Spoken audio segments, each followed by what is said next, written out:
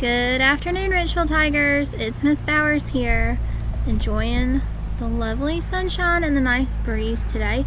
I'm on my kids' trampoline. They're not home. Well, they don't know that when they're not home, Mama jumps on their trampoline. Sometimes grown-ups like to have fun too.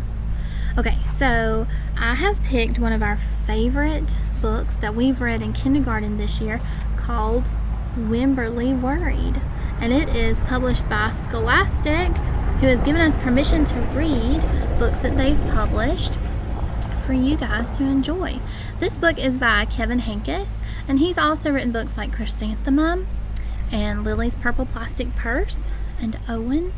Okay, you may have heard of some of those stories or even read them. Okay, let's get started. Wemberly worried about everything.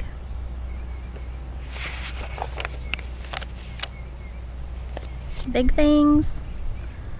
I wanted to make sure you were still here. Little things and things in between. Mama, what if I shrink? Wemberly worried in the morning, she worried at night, and she worried throughout the day. You worry too much, said her mother. When you worry, I worry, said her father. Worry, worry, worry, said her grandmother. Too much worry. At home, Wemberly worried about the tree in the front yard. What if it falls on our house? And the crack in the living room wall. What if it gets bigger and something comes out of it? And the noise that the radiators made. What if there's a snake inside? At the playground, Wemberly worried about the chains on the swings and the bolts on the slide and the bars on the jungle gym. Too rusty, too loose, too high. And always, she worried about her doll, Petal. Shouldn't Petal have a car seat too? I found her, sweetie. Petal's lost forever. I'll wait for you, Petal. Don't worry, said her mother. Don't worry, said her father. But Wemberly worried. She worried and worried and worried. When Wemberly was especially worried, she rubbed Petal's ears. Wemberly worried that if she didn't stop worrying, Petal would have no ears left at all. On her birthday, Wemberly worried that no one would come to her party. See, said her mother, there was nothing to worry about.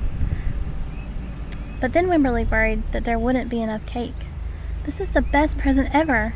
I wish I had my birthday today.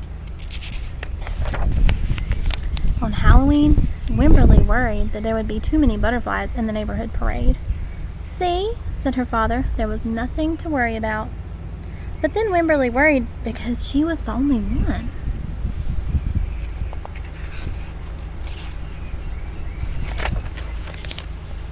You worry too much, said her mother. When you worry, I worry, said her father.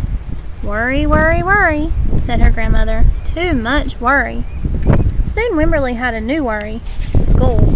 Wemberly worried about the start of school more than anything she had ever worried about before. I loved school, that's what her dad's telling her. By the time the first day arrived, Wemberly had a long list of worries. What if no one else has spots? What if no one else wears stripes? What if no one else brings a doll? What if the teacher is mean? What if the room smells bad? What if they make fun of my name? What if I can't find the bathroom? What if I hate the snack? What if I have to cry? Don't worry, said her mother. Don't worry, said her father. But Wemberly worried. She worried and worried and worried. She worried all the way there. Have fun. While Wemberly's parents talked to the teacher, Mrs. Peachum, Wemberly looked around the room. Then Mrs. Peachum said, Wemberly, there is someone I think you should meet. Her name was Jewel. She was standing by herself. She was wearing stripes. She was holding a doll. At first, Wemberly and Jewel just peeked at each other. "This is Petal," said Wemberly. "This is Niblet," said Jewel. Petal waved. Niblet waved back. "Hi," said Petal. "Hi," said Niblet. "I rub her ears," said Wemberly. "I rub her nose," said Jewel.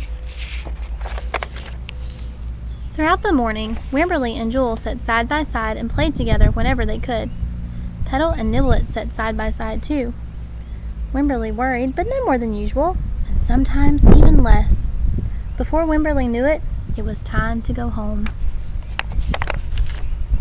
"Come back tomorrow," called Mrs. Peachum as the students walked out the door.